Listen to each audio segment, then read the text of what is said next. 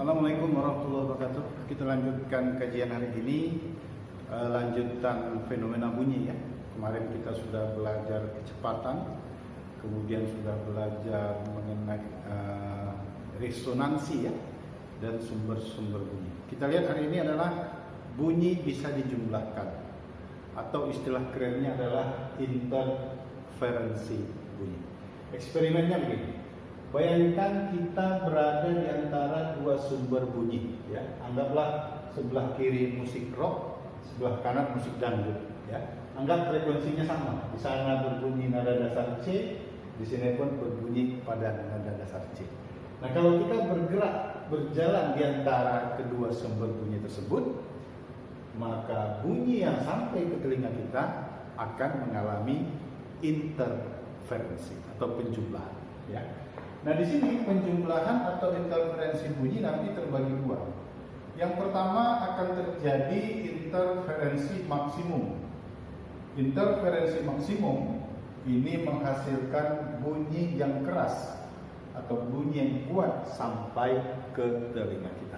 Nah, supaya terjadi interferensi maksimum, ya, ini hanya terpenuhi jika delta X, selisih jarak si pendengar terhadap sumber bunyi pertama dan sumber bunyi kedua ini nilainya sama dengan M kali lambda, ya, M kali lambda. M ini interferensi maksimum keberapa yang diminta.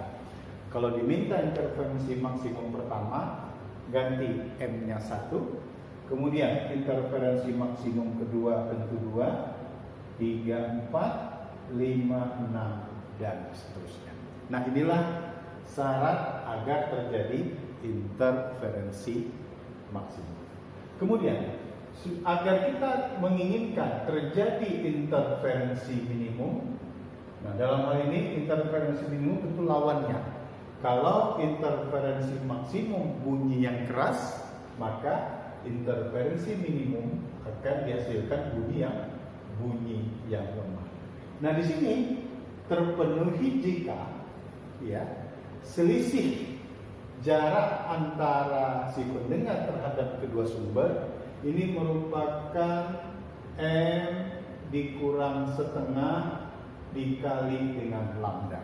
Artinya, kalau interferensi minimum pertama 1, interferensi minimum kedua 2, 3, 4, 5, dan seterusnya. Ya, jadi ini mirip rumusnya dengan beda fase gelombang.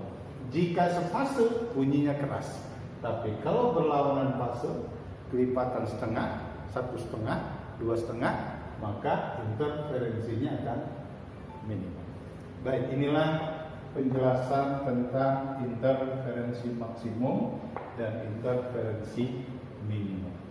Nah, kadangkala di soal tidak diberitahu secara vulgar berapa nilai M-nya. Kadangkala ada seperti itu.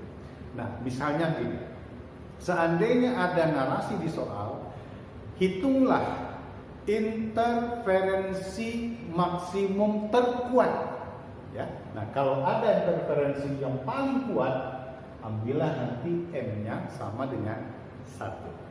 Demikian juga untuk interferensi minimum. Siapa tahu nanti di soal tidak jelas interferensi minimumnya yang keberapa. Tapi ada narasi di soal, hitunglah interferensi yang paling minimum.